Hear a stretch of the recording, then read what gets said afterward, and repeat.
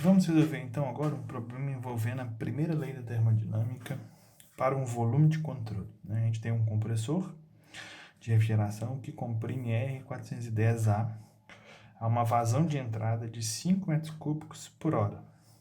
Evidentemente, isso é vazão volumétrica. O R410A entra no compressor como vapor saturado a 1 MPa e sai a 3 MPa e 100 graus Celsius. Determine a potência consumida pelo compressor em regime permanente. Okay? Então aqui eu fiz um desenho, né, do compressor. A gente tem aqui um motor acionando o compressor, uma entrada, uma saída, né? Então nós vamos desenhar nosso volume de controle aqui em verde, né? Então esse aí nós vamos analisar essa região do compressor aí. Em torno dessa região verde, que é o meu volume de controle, eu vou ter uma entrada, que é o que eu chamei de 1, em vermelho, e uma saída, que eu chamei de 2, também em vermelho, ok? Bom, vamos analisar, sempre em problemas envolvendo a primeira lei da termodinâmica, para um volume de controle, nós vamos aplicar balanço de energia e massa ao meu volume de controle. Então, o primeiro que nós vamos fazer é aplicar nosso balanço de massa, né? Então, no caso aqui, eu vou ter uma entrada e uma saída de vazão mássica. Ele fala que é em regime permanente. Como é regime permanente, né? Então, eu posso cortar ali a minha variação no tempo, né? Ou seja, eu estou preocupado apenas nas grandezas ao longo do tempo. Okay? Então, eu já vou cortar tanto a variação de massa quanto a minha variação de energia no tempo. Ok? Bom, em seguida, eu tenho aqui então uma entrada e uma saída, né? Então esse somatório ali, ele se torna apenas um termo, né? Então dessa primeira equação nós vamos ter que 0 é igual a vazão mássica em 1 menos vazão mássica em 2. Da equação a gente tira que a vazão mássica em 1 é igual a vazão mássica em 2, que eu vou chamar só de vazão mássica, por simplificação. Ok? Bom, em seguida, então, eu vou partir agora para a segunda equação, balanço de energia. Nós vamos ver o que a gente pode cortar. Primeiramente, nós temos, então, uma entrada e uma saída. Então, esse somatório aqui vai me dar apenas um termo, né? No caso do compressor, o problema não me deu informações para mim calcular a velocidade, e as velocidades típicas no compressor são baixas, né? A velocidade não vai exceder aí 20 metros por segundo, na maioria dos casos. Então, se comparado com os valores de entalpia, a gente pode desprezar as variações de energia cinética. Além, mesma coisa, a gente pode analisar para energia potencial gravitacional. Muitos compressores possuem entrada e saída no mesmo nível, né, na mesma altura. Outros compressores, essa diferença é pequena, da ordem de centímetros, né? Então, comparado com as entalpias, também isso pode ser desprezado, né? Um compressor, ele pode ser idealizado como adiabático, né? A função do compressor é elevar a pressão do gás, né? Então, normalmente a gente considera o compressor como adiabático. Além do mais, né, o problema não me deu informações sobre essa quantidade de calor que está sendo retirada. Okay? Então, uma vez que a gente acortou que a gente pode simplificar, nós vamos passar então para a nossa equação. Então, tem 0 igual. O trabalho de eixo está entrando aqui no meu compressor. O trabalho entrando é negativo, né? Então, menos trabalho do compressor, mais vazão mássica, vezes a entalpia da entrada, que é H1, menos a vazão mássica, em 2, que eu estou chamando só de vazão mássica, vezes a entalpia na saída, H2. Eu posso organizar essa equação de tal forma que o trabalho do compressor vai ser, eu jogo, deixo esse trabalho desse lado e jogo esses termos com a entalpia para o lado de lá, colocando a vazão mássica em evidência. H2 menos H1, ok? Então, encontramos aí uma expressão para o trabalho do compressor ou a potência do compressor, né? Taxa de fornecimento de trabalho.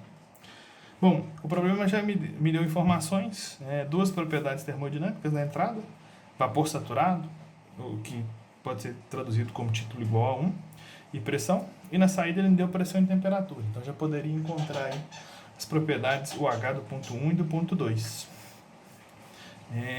Porém ele me deu a vazão volumétrica, né? A gente sabe que a vazão mássica é a vazão volumétrica vezes o ρ, que é a densidade, ou a vazão volumétrica dividido pelo volume específico, né? Então, nós podemos calcular, então, como ele falou que essa vazão aqui é da entrada, né? Então, eu vou colocar os índices 1 aqui. Vai ser o V.1 dividido por Vzinho 1 vezes H2 menos H1. Okay? Então, vamos precisar da entalpia do ponto 2 e da entalpia e volume específico do ponto 1. Então, se a gente for na nossa tabela, para o R410A, se a gente for na tabela de saturação, nós vamos ter as propriedades organizadas por temperatura, né? Então, se vocês olharem aqui, o R410A saturado, nós temos então aqui valores redondos de temperatura, nós não vamos ter 1 MPa redondo, correto? Porém, se a gente for na tabela de vapor saturado, né? Vapor superaquecido, a primeira linha dessa tabela corresponde às propriedades se eu tiver como vapor saturado. Eu posso aproveitar essa tabela aqui para não ter que interpolar na tabela anterior. Então, volume A 1000 kPa ou 1 MPa.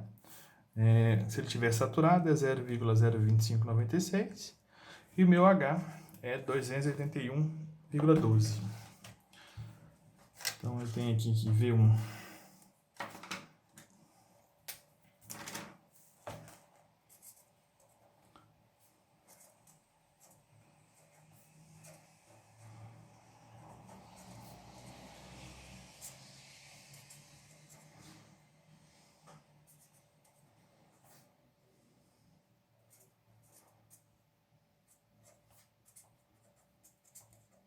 Em seguida, ele fala que a saída a gente está 3 MPa e 100 graus Celsius. Então, aqui na tabela de 3 MPa, a gente tem, então, 100 graus Celsius, vai nos dar uma entalpia de 353,84.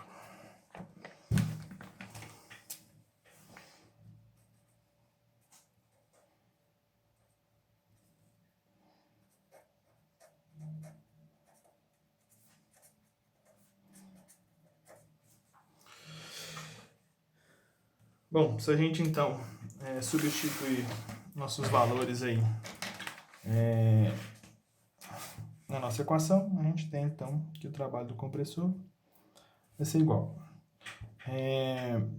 5 metros cúbicos por hora. Então, 5, vou dividir aqui por 3.600, né?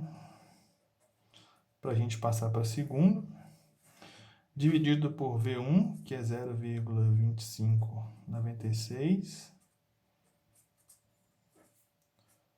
vezes o H2, que é 353,84, menos 281,12. Se a gente analisar a unidade da nossa resposta, né? Eu tenho aqui o quilograma cortando com quilograma, metro cúbico aqui cortando com metro cúbico aqui. A gente tem quilojoules por segundo, quilowatt.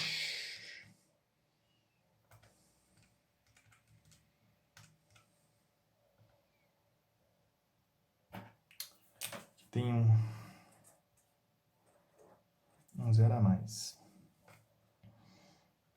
0,02596 vezes 353,84 menos 281,12.